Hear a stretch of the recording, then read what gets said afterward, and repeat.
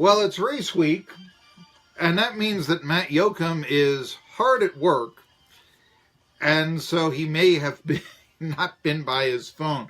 I'm going to try him back in the next segment. He was supposed to join us now, but here on Tri-City Sports Now. I'm Marky Billson, by the way, and it's race week in Bristol. I was talking a bit yesterday about how it appears NASCAR has lost their Monster Cup Energy premier sponsorship.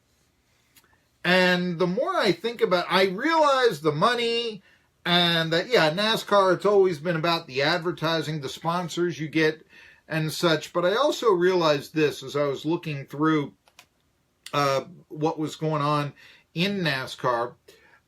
I saw where I saw where there were 4 sponsors of the Premier Series, Winston, Nextel, Sprint, and now Monster Energy, in this century.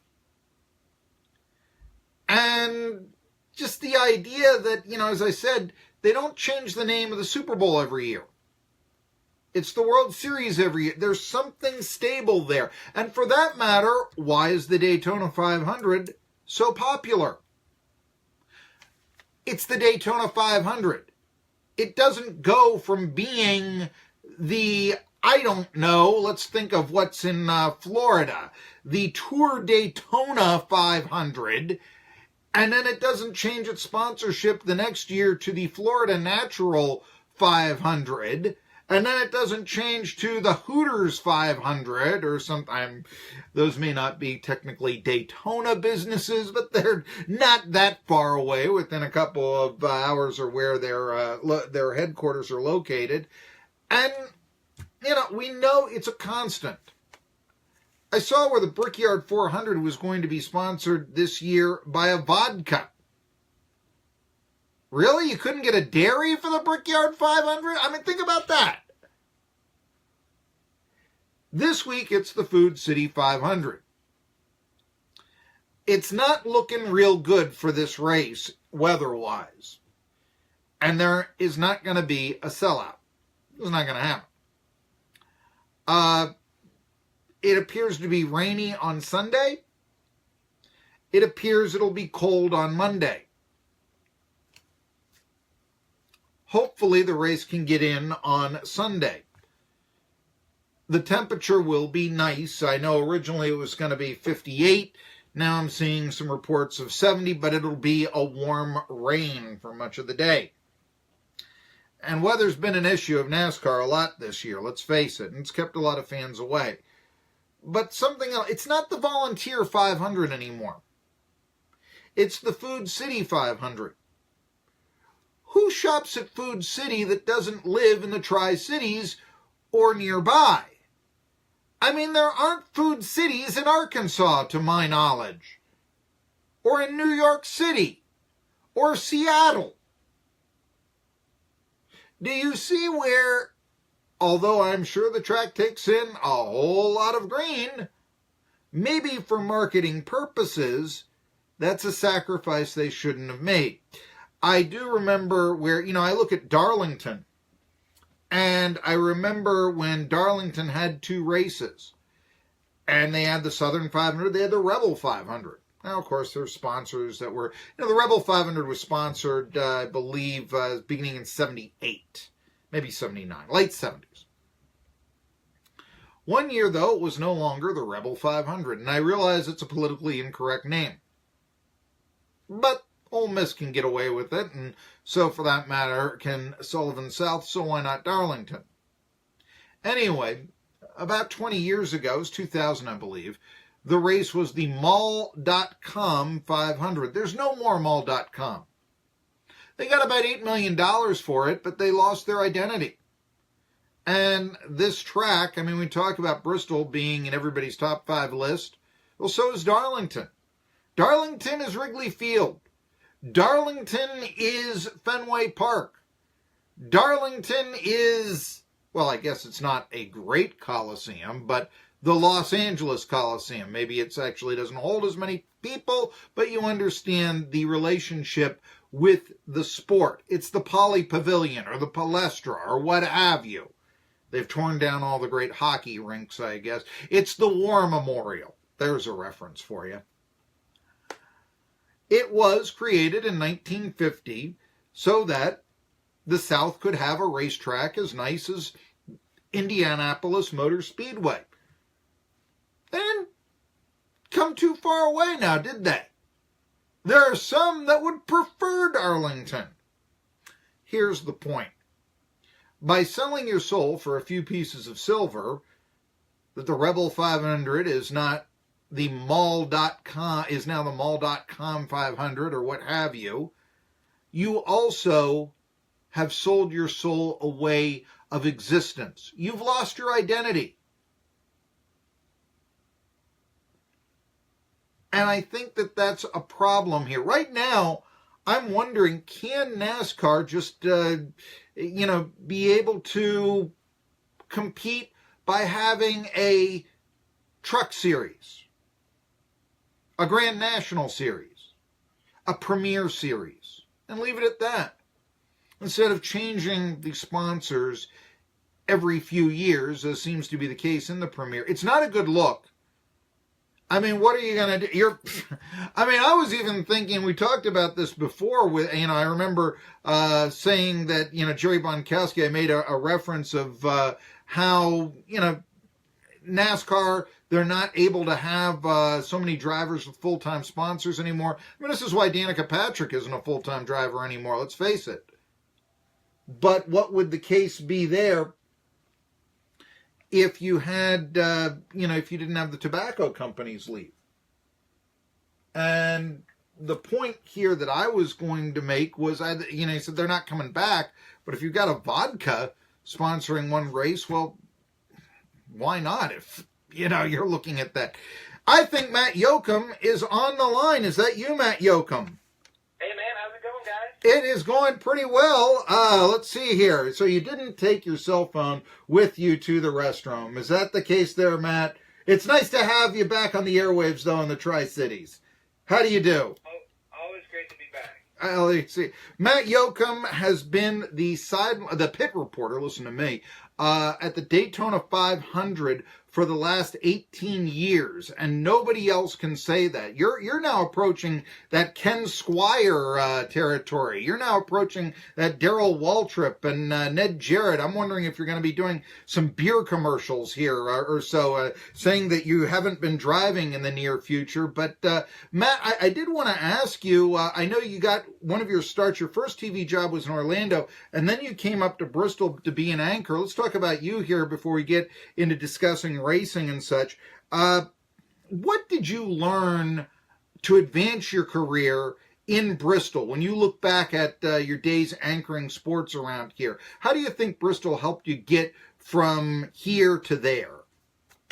Well, I think that there's a lot of different factors that you can look at, but I think the biggest thing, if you look at what I always love to call it, when I used to do the sportscast, the Big and Bodacious Five, WCYB, is you look at the people that were involved there, and there was such passion for the job.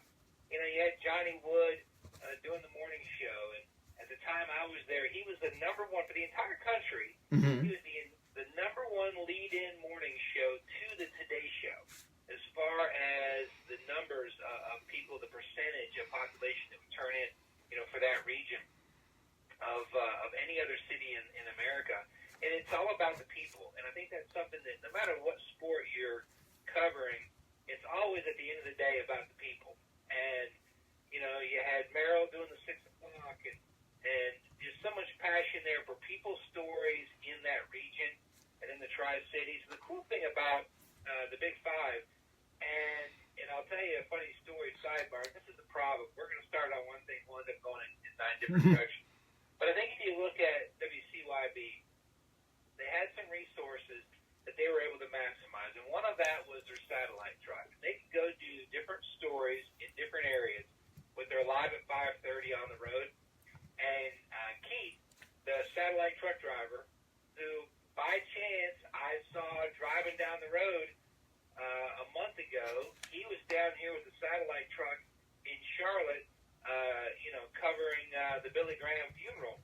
Mm-hmm. And I was like, oh my gosh, there goes Keith. So I followed him. He pulled into a Starbucks to get a coffee before he headed back up the road to jump on 81 and see all the state troopers in Whitfield.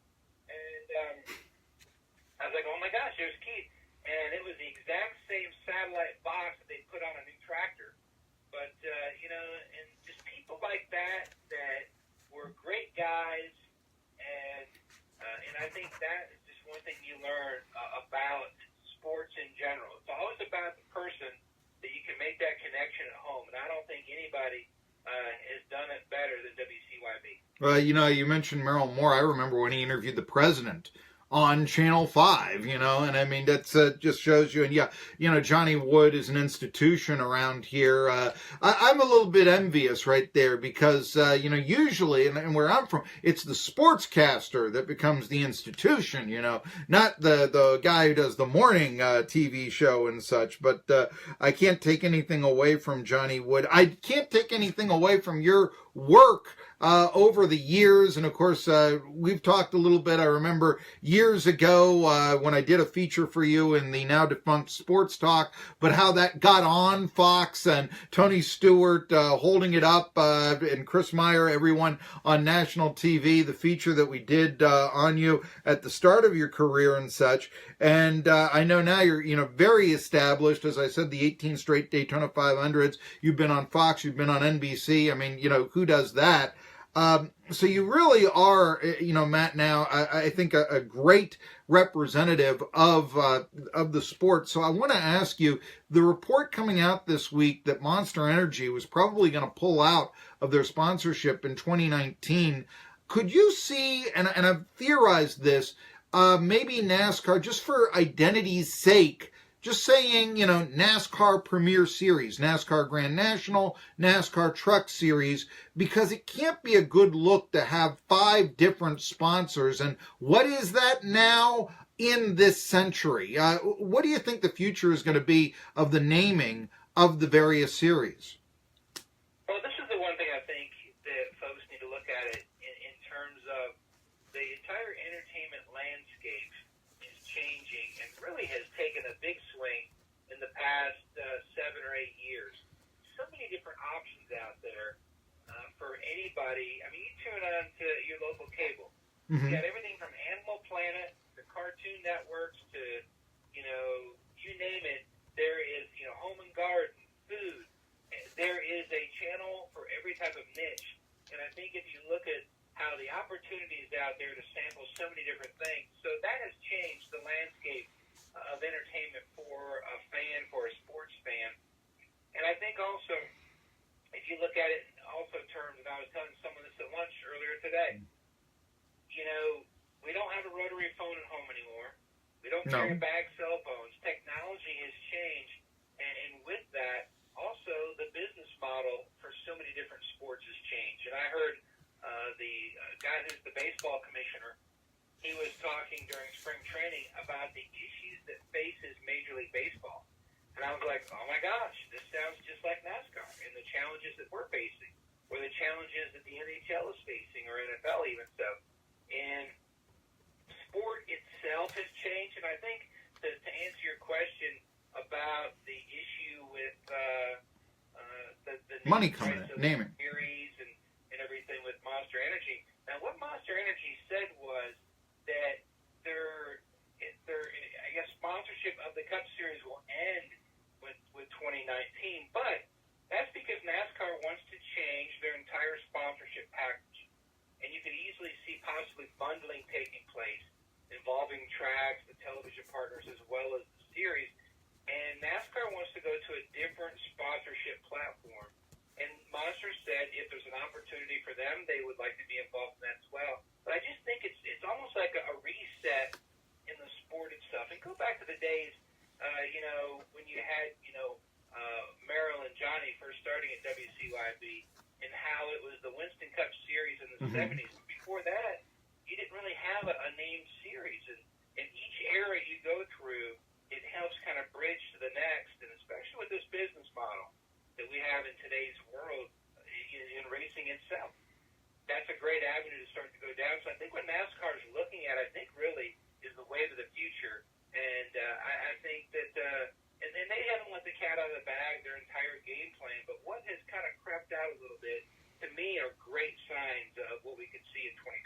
Well, you mentioned bundling. How would that work? I mean, would a Monster Energy, you mentioned they might get in, would it be that we would have 5 Monster Energy 500s in a Premier Series and then have, I don't know, 3 STP 500s or what have you? How do you think that would work to have bundling? Well, I think in a way they're trying to make it more of one-stop shopping because, for instance, for now, Monster, and we'll just say Monster, but it could be STP, it could be Jack's Automotive. So let's just say Jack's Automotive comes in, and if they were going to be the sponsor of the series, well, you still have to do a sponsorship deal with a racetrack for signage. And, you still have to do a deal with television for that portion of trying to activate your sponsorship. So there's so many different deals that you have to make with other people that I think they're trying to streamline this entire process. Because think about this. If you go back, you look at how television was before 2001. CBS had the Daytona 500. You would leave and go to Rockingham. Well, that was TNN. And then you would leave Rockingham and you'd go to Atlanta. Well, that's ABC. And so you're all over the map, television-wise, for the fan. I mean, you literally had to look in the TV guide, which, of course, we don't have anymore, technology. You got the guide on your television. But see, NASCAR said, okay, we're going to streamline this. So that way the fan doesn't have to search all over the map and Google who and what time. So Fox has the first half of the year now, and FS1. And then NBC and NBC SN has the second half. Streamline that whole process so that way it's easier because all the racetracks used to do their own television deal. Now NASCAR does the television deal, and the tracks all get their cut. So I think it's a process that was something maybe more along those lines. But I think at this day and age of where we are in sports in general, that it's a great avenue for NASCAR to go down. Well, we're talking to Matt Yocum. If the voice sounds familiar, yeah, he did sports in the 90s at WCYB, but he's also kind of familiar based on, your relationship, I know, over the years to Tony Stewart, as well as a pit reporter on both Fox and NBC at times in your career. Wanted to talk about Kyle Busch last year. The summer race at Bristol, the August race, Kyle Busch won all 3 races in a weekend. He won last week in Fort Worth. Kevin Harvick has had a 3-race winning streak this season. And there's some talk about Busch and Harvick being the rivalry of the future. Could you comment on that? Could that be the storyline of this season, Busch versus Harvick, in your opinion? I think if you want to add one more name in there as well as Martin Truex Jr. Sure, last year's champ. Those are the 3 guys that performance-wise have had the best year to date. But again, the thing about this series, as well as in baseball and football, you can have a fantastic regular season. But when you get to the playoffs and you stumble, or if you're, you look at really the entire season of the cycle, and you want to hit the best part of your cycle when the playoffs begin. You don't want to peak too soon. And that's the one thing that you wonder is, Harvick's already won 3, Kyle Busch has a win, Truex has a win. Truex has had a better start to the year going into last week at Texas than he'd had the previous season when he ended up winning the championship. So you could say that really the 78 of Truex is ahead of where he was last year. So he's really not on pace. He's actually ahead of pace. But Harvick is just having the breakout year so far. But can he continue that? That's going to be some of the storylines that we're going to follow going into Bristol. Eric Jones should have won, dominated. I mean, led an incredible amount of laps last fall at the night race, and should have walked away with his first career win. Hasn't won yet, but he is my pick going into the weekend to score the W, and I think he's due. And there's a lot of other guys that I think could have great weekends, whether in Xfinity or in the Cup Series. But to me, I think if there's one guy that I think everyone would love to see win a race, it's part of that youth movement, Eric Jones, and putting that Gibbs number 20 in victory lane for the first time. But he's got to get through Kyle Busch, his teammate, who won that race, as you mentioned, last fall. And but I think if you look at the sport in general, so much excitement. And it all goes back to the stage points. And I said this on Twitter a week ago. I felt like in 10 years, people are going to go back and say, you know what, 2017, that's when the sport really took it to another level and started going down a different road because of stage points and how that has changed, how you race, and you're seeing some really exciting finishes because of it. It's intriguing. Stage points is what Matt Yocum says, and I think we may have lost the connection. I'm not 100% sure. Are you guys there? I'm here, Matt Yocum. There we go. Right there. I know that I read on Twitter not only what you said about 2017 was going to be that year of change, like, I don't know, maybe say, I think around 1967 or so when the cars quit being exactly stock or something of that nature, But what I was thinking maybe your 8-year-old who didn't like the classic country that you reported on Twitter earlier today had taken your cell phone or something for a period of time. No. Yeah. Anyway, hey, I do want to ask you, you've been about Bristol, and I'm hearing stuff about the sticky stuff being put on the lower part of the track. I guess this is maybe the 4th race when they put the sticky stuff on. You've always been on top of knowing the inside, how the engine works, all this, Matt Yocum. So tell us what the sticky stuff is and how it can affect the race at Bristol. Well, it's a concoction of a chemical, and basically there are a number of different names for it, and the current one is actually called PJ1. And it's a chemical that teams used to use for years on pit roads to kind of help the pit crew guys have a better grip as far as footing goes, going around the car during a pit stop. And NASCAR, because of how after the most recent work done on the racetrack at Bristol, the lane changed, and they were trying to open up, get more grip on that bottom, so that way you'd have guys run on the bottom as well as the middle and the top. And so, in fact, at 2 o'clock today, they're going to start laying it down. Mm-hmm. They're going to go about 4 feet from the white line on the bottom up, so that way they can get guys that can run the top, but also will run the bottom. And I'll tell you, that stuff is so sticky that there are times that you can walk right across the pit box, and your foot almost wants to come out of your shoe because the bottom of your shoe wants to stick to that pit box because this chemical is just so sticky. And it really has changed the racing. I think at Bristol made it even better. So, that's what we've been using there recently, and they're applying it today, and they'll apply it again throughout the weekend. But I think all in all, it's just another thing that NASCAR has done to try to improve the racing. And again, it's the number one racing in America, and there's a reason for it. And it's the technology, but also the people. And I think that's what the connection is for the folks at home. You mentioned that it was the number one, the most popular racing in America, and I agree. But I can recall a time, even as recently as maybe 20 years ago, when people were saying, well, the Indy car drivers are better. Look at how Cale Yarborough struggled when he was in the Indianapolis, running Indy cars. Things like this. Look at Mario Andretti just racing the Daytona 500 once in the 60s and winning it. When do you think that really stopped? Where, an IndyCar driver, like let's just say a Danica Patrick, wanted to compete in NASCAR, and NASCAR had the best drivers. When do you think that started? Well, I would say it's really tough to pinpoint. I think there's a lot of little things that took place that all converged to make the perfect storm. And, I think you can look at, early 90s